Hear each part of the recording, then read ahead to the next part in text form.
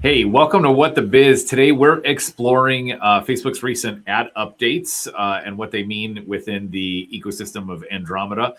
Meta's conversation agent, who it's for, and our small business is really going to capitalize. And then lastly, we're seeing another rise in fake news reviews on Google. And so we're going to dive into the impact this has on us as owners and really how to keep our heads in the game all today on What the Biz. Welcome to What the Biz, where we talk about building successful businesses, balancing life, and all the WTB in between. With your hosts, I'm Bridget Vector. And I'm Dan Prochko. What's going on, Bridget? Welcome back. How are you? I'm good. I'm living in the WTB in between this week.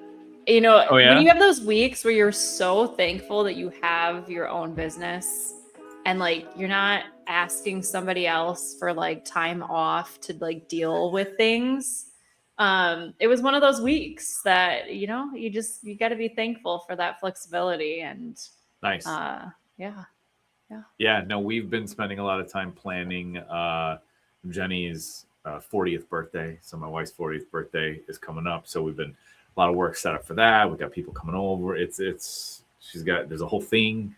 It's a thing going on. Nice. So all the food, everything, it's like her favorite. It's like Jenny's favorite things. That's the whole gist of it. So we're gonna have some fun. Happy birthday to her. Close friends and whatnot. Yeah. So yeah, that's what's going on there. I mean, otherwise, man, we're in the middle of some big projects right now. So maybe share some more of those later on. But today we are jumping into 3 topics that are really important for small businesses. And I guess I'll kick off on this first one because this one blindsided me a little bit. Okay. I know, I'm pretty big up on the ads and everything going on, but Facebook recently made some changes to the ads platform. I don't know if there's anybody listening right now that runs their own ads, they probably have seen how when you build an ad, it's very different now. You actually select up to like 10 creative pieces into it. And all of that is an update to and what Facebook calls Andromeda. And is all focused on creative diversification. Okay, look, I'm going to go into a little bit of history about how this used to work, okay? Because it used to be on Facebook. You could, you would like select audiences. So let's just say like parents or business owners or people who watch the World Cup, et cetera. And then you'd create a couple of ads and you'd have like 5 or 10 different audiences, and you'd run all of them together in a campaign and you'd have like a couple ads for each and you'd see which audiences are performing best and which are not. And then you turn off the audiences that are not resonating with your messaging, because it's probably just the data of those audiences just aren't into it and you don't want to waste money. Well, things have changed. And so this blindsided me because we had some clients where we're working in Facebook and we're getting great outcomes, and I was telling you this before we jumped in, like really on point, in the zone outcomes. And then all of a sudden, like, it's just like 4x the cost to get a conversion. And we're just like, what is going on? And so there's this update that happened recently in how Facebook runs, and it's been impacting our accounts. So we've been diving in and learning about it. I don't like the way Facebook has called this creative diversification. It just doesn't mean anything, it means nothing. But here's how it works now. Basically, instead of using audiences to identify which audience resonates with your message, what Facebook does is it uses creative to go find the audiences for you, which is really weird and kind of different. That's just one way of saying it. So it's not that you don't have audiences anymore either, Bridget. It's that within those audiences, there are sub audiences, I guess, I mean, because you're not picking them. Correct. You're not. Like you could say, I want to target parents, people with kids. Yeah. But with it, that's a really big audience. You know what I mean? And there's different, they care about very many different things. And so you might say something around like saving time. You might say something about child development. You might say something about having your own time, protecting your own time. You might say things about like making memory, like there's different messages that you can have toward parents. And that all has to relate back to your service, et cetera. But what Facebook is doing now, and they're saying is like, you can't have just 1 or 2 ads anymore. You have to have 6 to 10. This is what's nuts. They say 6 to 10 ads in a single, like for a single audience, so that their system can statistically run and show all those ads all over the place to find the people within that audience that are willing to convert. So no longer is it like, we're going to show it to a ton of people in this audience, and then we're going to get this data, and we're going to turn audiences off, and we test all these different audiences. It's no, any audience can now work. You just have to have enough creative to make it work. Wow. That's what's happening now. And I see this is going to be, this is, you can see I'm like turning red. I'm like steaming at this point. Because it's a huge burden for businesses, man, to create that many pieces of creative. Yeah. I mean, I'll be honest, from my perspective, I am probably the poster child of what not to do with Facebook ads. So I built like one ad. I have an awesome resource that talks through like all the things in your QuickBooks that your tax preparer isn't seeing or catching, and like the errors it's causing.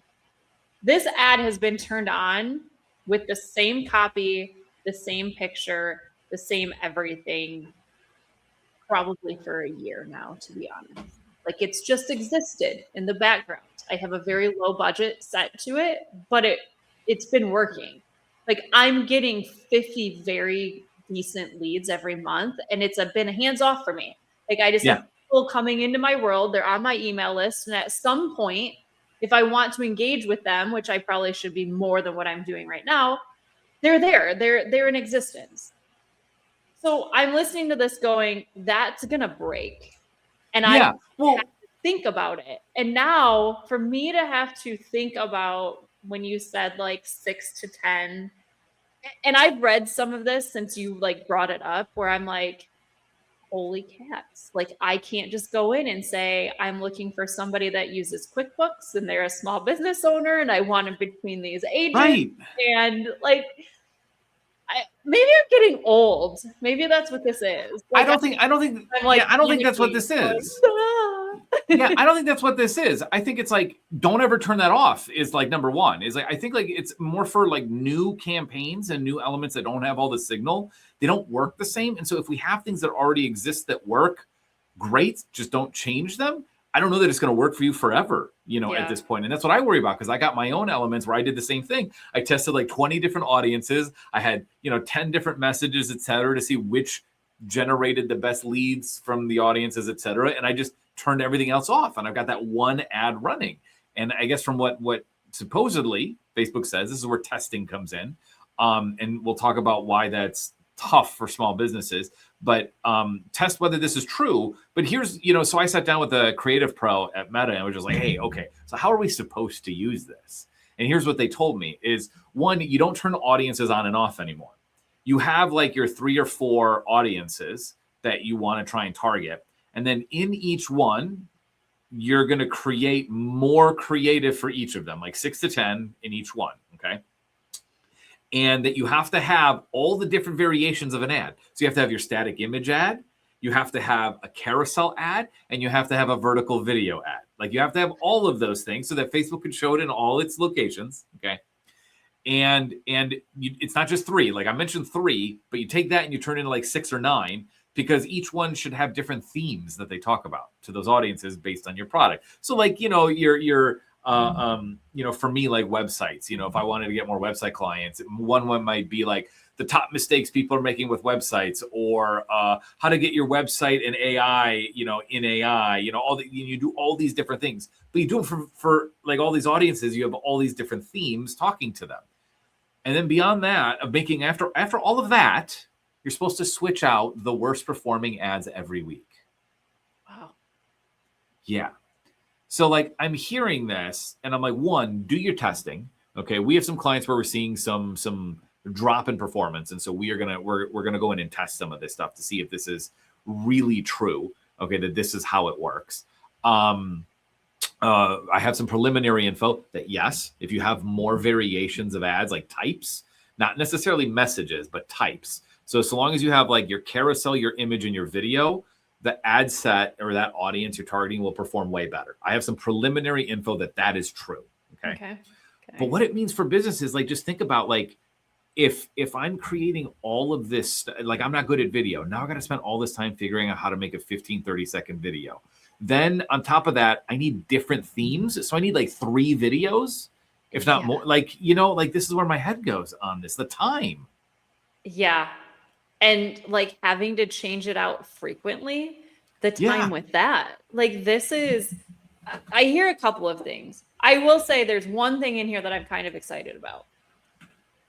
But I'm not excited because it's going to force me.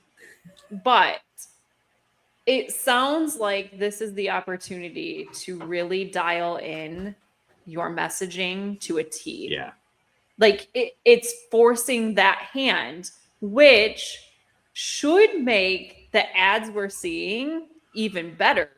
It should make it where I'm not getting ads that maybe I shouldn't be getting. So like if it's all this smart stuff behind the scenes, but you're right on, like the lift for business owners who already have so many things on their plate. And yeah, you can outsource it. So like you're just talking about, right? Like testing with your clients.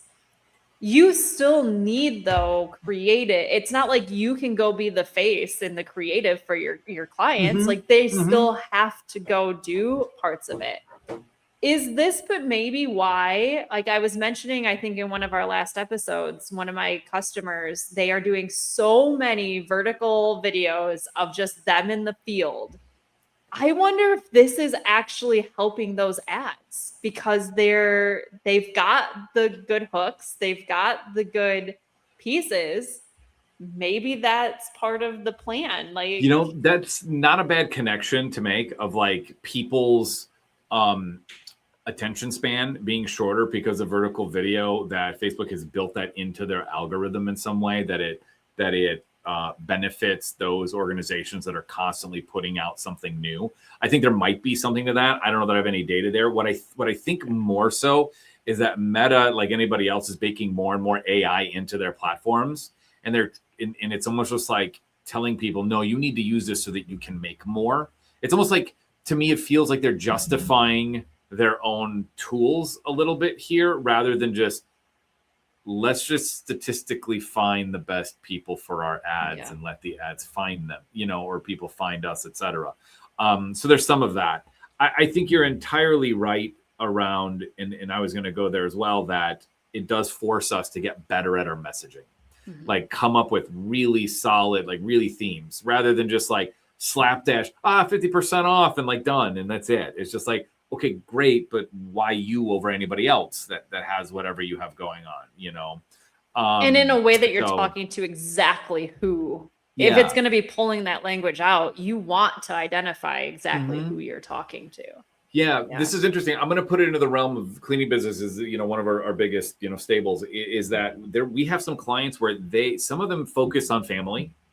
Some of them focus on busy professionals where they've made a name for themselves in that realm. And when those two businesses speak, like branding wise, out in their ads, they speak differently. When you're speaking to a busy professional, maybe no kids, they travel a lot. That's a different message than you would say to someone with a family. Like one is like, make more time with your family and memories and go out and enjoy the splash with your kids. A busy professional doesn't have kids, doesn't care about that message, And so I think this just forces clients to really think about who are we speaking to, how and why to get that interaction. So I hope you're right. Optimistically, it should mean that. Pessimistically, it's that more people get shoved into Meta's AI generation, and we just see a lot more slop ads going out everywhere. And so I don't know. It's just a heavy lift, and it is a heavy lift, and that's why I'm saying like it's going to be a lot more slop. Because if it's just so much more heavy lift, like why should I spend all this money on people creating amazing, awesome things when I already don't have the time?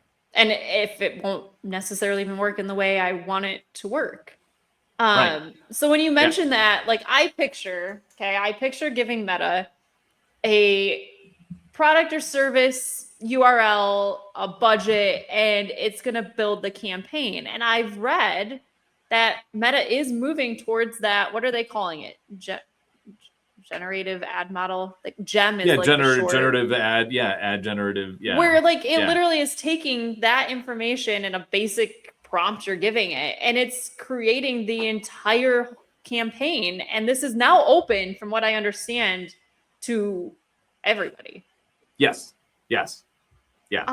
This is like, you nailed it. That is going to be generic junk. It's going to, everything's going to look and feel and like, so I guess it's kind of contradictory, right? So if Facebook or Meta wants to claim that creative is the number one lever, but then they're giving you this resource because they probably know people don't have time to make that amount of creative in that many ways for that many campaigns. Here, use our AI model. They're pretty much controlling all the messaging. That's crazy. Yeah. No, it's absolutely nuts. So we'll see what happens from this, but I'm envisioning a lot more slop. But to the businesses that care about their brand, we should see a lot better outcomes, because you have to be more intentional as you're creating elements. So I might leave my campaign going, and I'll leave it. Yes. I'll let you know what. I'm gonna screenshot today what is happening with it, and I'm gonna watch, because I actually just let it go. Like I said, it's been in the background. Well, and I think it's working because it's just still going. So I think that's the key. It's like, if you have something that's going and working, don't change it. But when you do something new, it's not going to work the same way it used to. I'll let you know. I'm gonna screenshot it. Yeah. Well, moving on. Number 2, Meta announced, and I'm going to share my screen on this. So if you are on YouTube, you are going to see this. But Meta announced Conversations at an event in London that they're rolling out Meta Business Agents across WhatsApp, Messenger, Instagram. The tool shifts social media messaging from static chat automations where you're literally putting in like, what can I help you with? And like little examples with scripted responses into active, autonomous AI capable of running 24/7 consumer interactions, handling internal back office business operations as well. So it's kind of crazy what this talks about. It says within the Meta ecosystem on the front end, meaning facing customers, it can do things like closing sales or even recommending products. It'll do lead gen booking. It can answer, FAQ, and even do handoffs to real people. On the back end, it can do, say, morning briefings, like summarize a snapshot of like chats that maybe you've received overnight or when you've not been around. And they are talking about future workflow expansions that include like competitive intelligence, market research, direct calendar management, and some other product insight analysis. I mean, when we talked about this a little bit, you were like, oh my God, it can do what? So yeah, what do you think here? Well, I mean, they are definitely keeping themselves competitive, right? With all of the other agents or models that are developing out there. My first thought was like, is it trainable? Like, are we able to give it enough to make it really functional for us, and so that it doesn't just like, AI hallucinate and give things out that we don't want it to give out? Because I saw in one arena that it can pull information from like your website and your Facebook and your Google and all the things, and that could be good or bad, right? And it can pull from previous chats, I think it said. And so it's like, wow, like, do we get a capability? Well, here, I mean, that's a good question. I think this is the key pullout from the article. It says, we're also introducing Meta Business Agent Platform, a new agentic platform that gives businesses the infrastructure to build, customize, and deploy business agents. I mean, I would think like if they're building a platform, that means you got a place where you can put in, your knowledge base, you can train it, you can do other things. The issue here is that it also states that the platform provides larger businesses with enterprise-grade controls, guardrail measurements built in so they can define rules and offer personalized experiences. So like I'm reading this and I'm like, so do small businesses not get those things? Do we have to hit a certain volume of usage or payment so that we get access to those as small businesses? I don't know. I would think for it to be useful, you kind of would have to have those elements. Otherwise, what is it? Just reading our websites and then our chats and comments across Facebook? Like some weird stuff happens through there. I could see this thing hallucinating big time. Yeah. Because just, we didn't have our act together at first on social. So some of the things that we wrote there, it isn't quite indicative of what we do. Or maybe we haven't updated our website in a while and it doesn't have everything, or the wording is vague or ambiguous. I think, without, because we do a lot with chatbots. We've talked about this how many times across, past episodes. And, that knowledge base is key, where you can say, here is the information you work off of, and it's only this. And then can we set in those rules of like, when you can't answer a question or it's not explicitly stated, get with a customer, connect with a real person immediately. I think those are key things that small business owners do care about. Whether we have the time to handle these messages or not, we just want to make sure that these bots are not going to do anything detrimental, and that they're going to represent us accordingly. Yeah, I think that's the difference between like the bots that you are creating on behalf of your clients. Like you are building that. It's not something that's built by somebody else and then they're going to come take, right. Like you don't know where it's pulling from, because you're building it, which it makes it protected, right? You're testing it in a secure environment. You're testing it before it even goes live, where I guess a bot like this, you're turning it on and saying, yeah, I want it to start doing this. And then what? Like I'm a little hesitant, I'll be honest, where I'm kind of like, I don't know what it's going to say. So how do I gauge? Yeah, I guess my next question to that is it valuable enough to have a chatbot that works within Facebook only or within the Meta ecosystem only? Because there's so many of these bots that can already connect into Meta and then connect back to our CRMs or to our other platforms, even phone, et cetera, that are much more valuable because it's within our current process of whatever that may be. And those are the chatbots that we create. They can connect in to Facebook Messenger. They can connect into the chat on the website. They can even connect directly into form submissions and start texting back and forth, or maybe voice AI, where we're starting to make phone calls with the AI, et cetera. But that's within the ecosystem of our current process and our current tools. And that's where I see where the value, for me and some of my clients doesn't quite align potentially.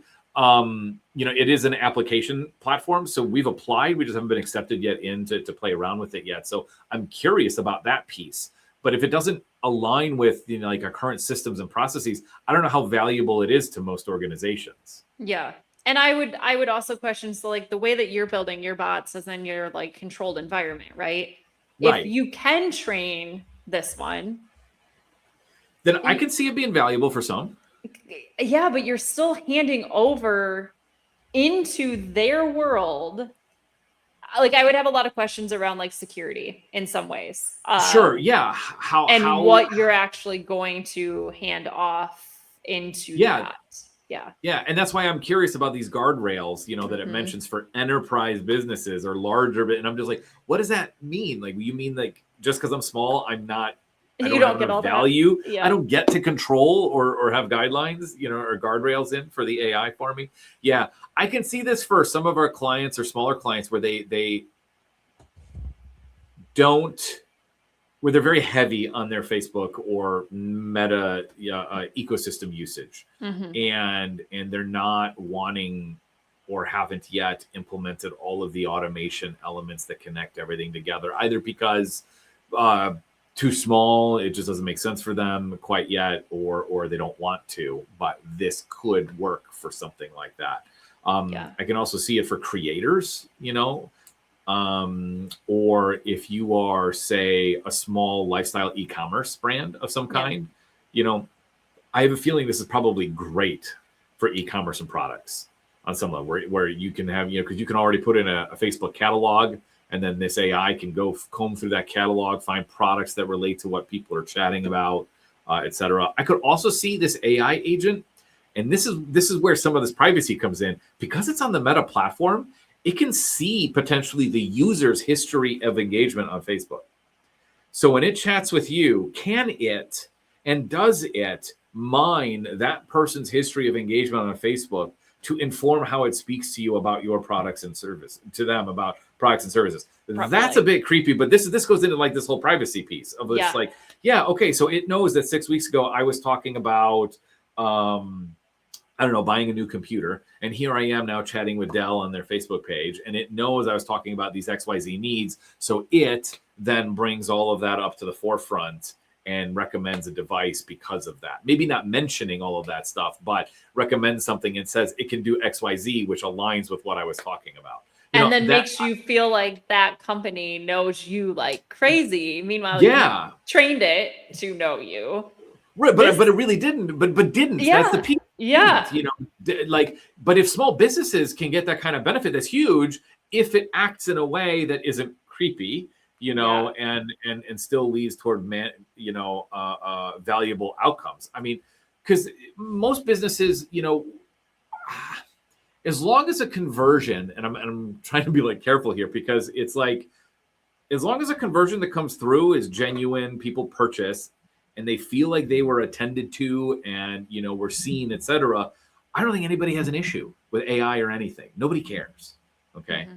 But it's the moment you pass that uncanny valley of like, how did you hear about that? You know, like when you're having that conversation with your friends over wine or drinks, and then 3 days later you get an ad for it, but you never did a search about it or anything. Like, that's still creepy. And we know it's happening, but it's still creepy. Whereas if I was posting across Facebook that, I'm looking for a new gaming PC and I want, you know, this for this reason, I play these kinds of games. And now I'm having a conversation with the brand through their AI bot, and it goes, oh, by the way, our thing has this and this technology that is really great for these and these things. Do you play those kind of games? You know, it mined and knew what I talked about in the past to bring it into this conversation, but it did it in a way that wasn't like, oh, you talked about this with blah, blah, blah, so this is great for that. You know, like, that's creepy. Whereas presenting this as like a benefit, do you do that, is kind of like trying to have that conversation around, I think I know you a little bit, and it's more conversational and building that rapport. So I just don't know which way it's going to go. I think this opens a very interesting thought, though, around the changes in consumer buying habits, because there are so many outside influences now, right? So like what used to hold true for consumer buying, we're seeing this change real time, all day, every day.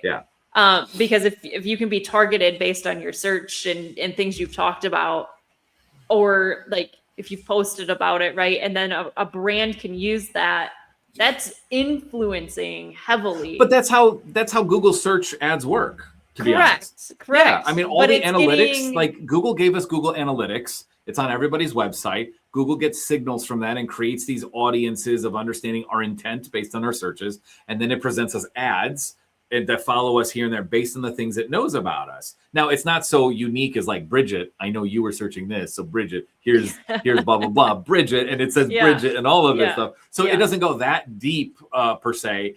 But that is how it all works. But it does show that, you know, just taking that little step of like this meta AI conversation agent could potentially see and mine from your entire history of conversation, just supercharging what it can do. I don't know if that's right or wrong. It's just a thing. How will consumers react and I think how will it work? To be seen, because it's growing and expanding, like I said, by the minute. Yeah. Cool. Well, I think the last one, we can just spend a few minutes here. But I saw a post. I've seen a couple articles. I know we've touched on it before.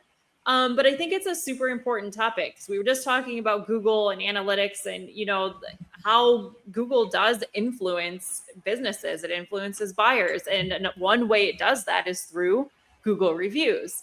But there's kind of an uptick or a view of the spam of like the fake 1-star reviews. And, you know, I think when those come in, it's so important for business owners. One, and I hope you can share some tips around this, because I know I get an email when I get a Google review, but I'm always like, am I getting all of them? Or am I just like, is it hitting promotion? Am I overlooking an email? So like, what if I miss a bad review that is fake? And just kind of like what do we do and how do we stay on top of it, and truly what the impacts of these fake reviews are? Yeah, I think the story here in this Reddit post is pretty common of like, I'm getting pelted with a ton of 1-star reviews. They're all spam. I've never worked with these people. I've reported it. I've replied. What do I do?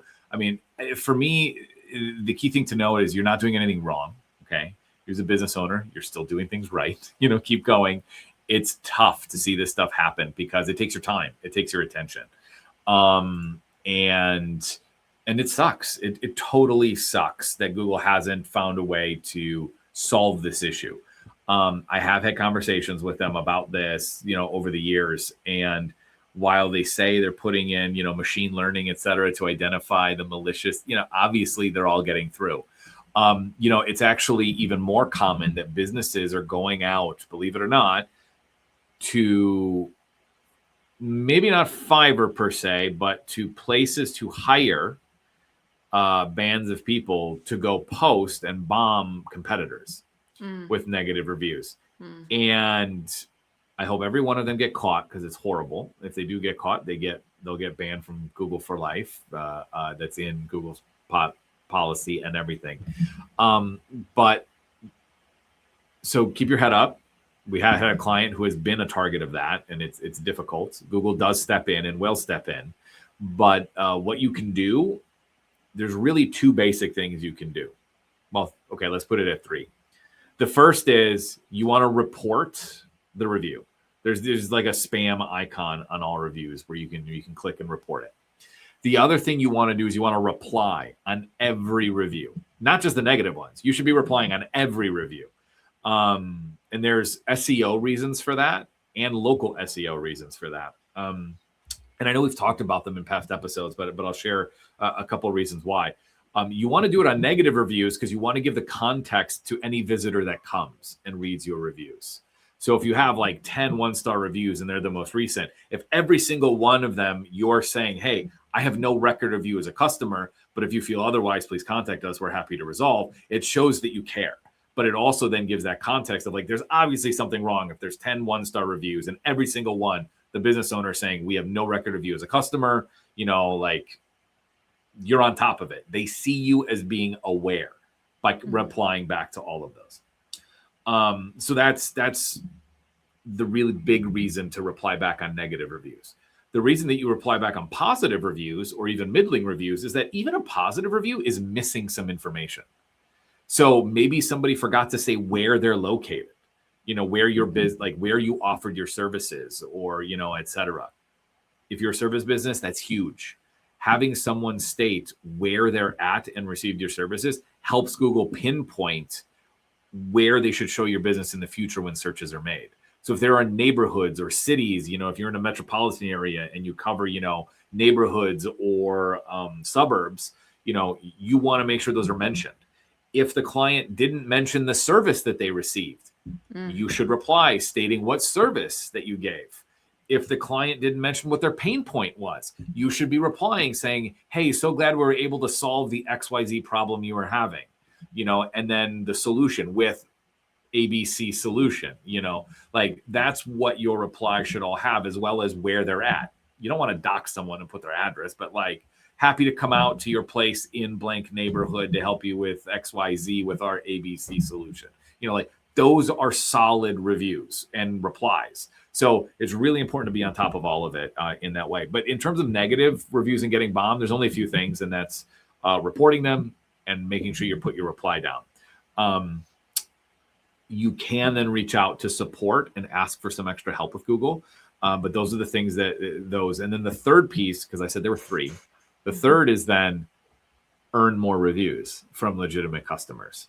Google over time will understand what's right, what's wrong, or not right and wrong, which are legitimate, illegitimate, or which are valuable reviews versus non-valuable reviews.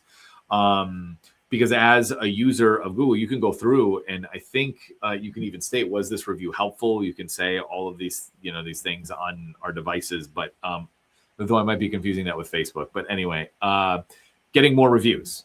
And I want to remind everybody that negative reviews are not bad. And I know that's a weird thing. And that's because what Google cares about is, are you getting reviews? That's the key piece. Because if you are getting reviews, that means people are using your service. And I think I've used this analogy before. If there's two businesses, one has like 5 reviews and they're all 5-star, but then another one has 10,000 reviews and they're all spread out and there's like, 1,000 1-star. Which one is the better company? I would say, and I think Google is right as well in saying this, the 10,000 review company. They are obviously doing more volume and are doing something right in the space, regardless of how many 1-star reviews they have. Even if it was 5,000 1-star out of the 10,000, just the fact that so many people use them means they're doing something right. Well, and I think that proves that they have, you're going to get more dissatisfied customers when you have a large amount of customers. Yes. Like nobody's going to be happy. Yes. Yeah. There's going to be like the unhappy people for sure. Exactly. Yeah. So like as business owners, it sucks to see all these negative reviews, and it's like draining to have to try and combat and fight it. But we have to do it.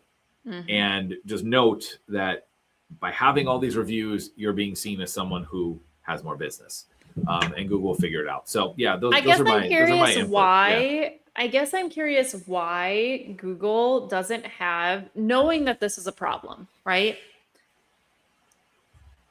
They have AI themselves. So why isn't there, like, if you're going to put a 1-star review, why isn't there a review period of that where you have to submit maybe some sort of proof that you actually were a customer? Maybe it's an order acknowledgement or something, or maybe not even on that, but give the business owner the opportunity to maybe frontline say, no, this is fraud. This wasn't a customer of ours.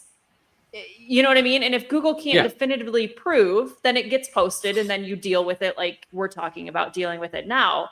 It seems like if they know that this is an ongoing issue, that there should be like a preliminary stop to allow it to be solved ahead of time. And then if they can't say for sure one way or the other, it gets posted, because I think that's fair, right? If it could be legit, it shouldn't be hidden. And then they can go through the avenues that you were just talking about, like submit the whatever. It's a great question. What you're presenting and talking about is the way it used to be. And when I say used to be, I mean like 15, 20 years ago. And they stopped doing that.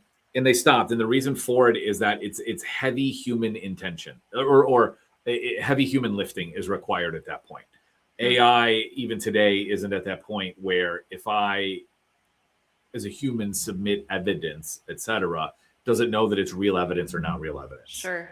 So what I'm hearing and have heard from Google and everything down the line is what it looks at is the data signals from the person or whatever it is leaving the review. What else are they doing across the internet? And if they're doing just 1-star reviews everywhere, etc., that user or that agent, that identity basically is going to get wiped away from everywhere. Like They pick up on all of that stuff. So there's a little bit behind the scenes, but right. Yeah. There's a lot of stuff happening behind the scenes on the signal stuff, but there's a little bit of lag because all these malicious organizations that do this, they're spinning up so many new stuff at once that it's going out all over. And then there's the lag in the system identifying that it is negative and then removing it, while at the same time they're spinning up a whole ton of new signals that are doing, and new accounts doing a ton of other stuff. So that's one. The other reason that they did this was bad faith by business owners. There were business owners that were flagging, because it used to be a really great process, but it was being abused by businesses who would report negative reviews just for the sake that they were negative. And that's just not fair. So there was no good way to be neutral on those by Google. They have to take a side. And so they were like, you know what? We're no longer going to be the arbiters. What we're going to do is we're just going to look at the signal of, is the identity malicious or doing things that are suspicious? If so, we'll remove. If not, it's going to stay. Okay. And it's up to the owner to be responsible for it, which really then goes to, how do you stay on top of it? And I think to your point is like, yeah, you just have to have a process. Yes, these things unfortunately can get stuck in our spam folders or promotion folders. Put in rules on your inbox to make sure that they go to any notification from Google for review goes to a special label or always stays in your inbox. Or I know Google Workspace, if you're paying for it, they now have Google Studio within there, like an AI. It can like notify you in multiple other ways that certain things are happening. It can even draft reviews or draft replies and other things for you. I know our clients, and they have review monitoring tools that we have in place for them, where they're monitoring reviews, across like 50, 60 different platforms. And they all come into one place, and they just have a process for checking, and the system will flag and give them notifications, to their phone, like, hey, this new review came in, this and this. And so they can then just take action from there on all of those. So there's ways to stay on top of it, either using tools or just making sure once a week that you're checking all of this stuff and making your replies. That's really the best way I'd approach it. Yeah. Add it to the list. And it's the list. Yeah. And it's the list of everything else. That's it. Cool. Well, on that point, let's move into What the Biz. I've got one. So there is a new restaurant opening up in town. Okay. And I'm excited for it. Okay. But this is, and I'm not going to name it because I'm gonna be a little critical here. Okay. But when you're a new restaurant and it's a cuisine that people in your area are not used to, okay, I think it's very important to guide people into understanding how to approach it. Okay. It's a Caribbean Jamaican restaurant of food. And they had a soft launch recently. They did a 3-day soft launch, and then they closed, and then they're going to have the grand opening later. That was confusing in itself. All they had was like a sign on the door that said soft launch, grand opening. They didn't say if they were open in the middle or anything, and nowhere online, nothing. Their hours aren't posted anywhere. So like lots of things for them to improve. But for me, it's more about like when you walk in the door, and like every business needs to think about this. How do you want the customer to engage with you? So when we went in for the soft launch, I'm outgoing. So I went like straight up. I was just like, hey, so I see there's no menu. Like, what is this? Is this platters? This blah, blah, blah. And they didn't have a great way to explain it. It's just like, yeah, I mean, I guess I have this and this. And so what do you want? And I'm just like, oh, okay. I'm really confused. I'm not sure. So I just asked for a sampler platter, and they were like, sure, it's our soft launch. So they just gave me everything, which was wonderful. But it's like, especially when it's an unknown and it's people's first times and you're brand new, you really want to train people early, because their first impression, for most people, is going to stick around. They're not going to care that it's a soft launch, and it's going to taint their view of your place from here forever, pretty much. So just like, I just think about like, have that process, think about what the way we want them to engage with us. What are the steps? What does it look like within our establishment? What does it look like before they show up, after they leave? Like, what is everything along the way? And how can we make it easy for people to know how to engage with us to have the best experience? Yeah. So that's my thing, because I just didn't get it. I didn't get it. The food was great. That's hard, because it sounds like they weren't, it sounds underprepared, maybe just because they didn't know, right? So like possibly, yeah. But that hurts it. Like when I think about a soft launch, it's like we're gonna come out with our best dishes. So when they come in, it might be like a smaller menu, showstopper, right? Yes. And then what I would do is I would actually like have them be like VIPs for like the big open, and like do some sort of other promotion so that they come back to your true opening night. Yeah. And like such a good idea. Make them like the stars, right? And maybe even say like, if you're our ambassador, during this period before we, have our official opening, your first 2 visits, 3 visits, have something cool to get them to spread the word for you. Like be your mini ambassadors. Yes. Like when I think of soft launch for anything, that's what I think of. Is like, how do you give out little cards? Yeah, it's like a VIP card. You came to the soft launch. Here's $5 off when you come back during our grand opening. And they're a VIP, and you can not necessarily treat them differently, but like, bam, they came back. You can engage with them about it. You can share what's new. You know, what's new at the grand opening versus the soft launch. Yes. You know, there's such a great idea. Or be like, here's your VIP card, that QR code on the back, you're going to get exclusive first look at our full menu. Yeah, anything. Or you'll get an invite to our sneak peek the day before the grand opening for special grand opening build event. That excitement. You know, build it all in. But I love your point about like with the soft launch coming out with your best dishes, like what you want, like simplify menu, make sure the process works of cooking to refreshing the food, getting through the line, just simplify it down to know what that whole thing is with your best dishes. And it's really clear to people to get through so they have the best experience. And then, treat them to this thing in the future. Like that is so key, because when you walk in and it's just like, one, I have no idea what the process is. Two, I don't see a menu. Okay. And three, it's a cuisine I'm not familiar with. So I have no idea how I'm supposed to eat this or how I'm supposed to order it. You know, it's fish out of water. And I love tasting it. I've had so many different foods. I mean, in different cuisines. This was one I had not really had a whole ton. You know, who hasn't had jerk chicken? I get it. But like, there's so much more. Oxtail, goat, you know, and it's just like, it's not things that are common. So, on that route. And I think take that for any business. You only get to do your soft launch and your real launch one time. Make it count. Make it count. Totally. And on that point, I think that's a wrap of another episode of What the Biz. Thanks for joining us today. We've had fun exploring these topics with you. We know your time is valuable, so thanks for tuning in here. If you found some value in today's conversation, please leave us a review. I know I did not say please don't leave us. Please leave us a review on Apple Podcasts or Spotify. And if you're on YouTube, just hit that subscribe button. It really, really helps across the way. If you've got a topic you want us to cover, check out whatthebiz.com. You can drop us a line there, and we will fold it into a future episode. But until next time, keep building, stay proactive, and we'll see you on the next one.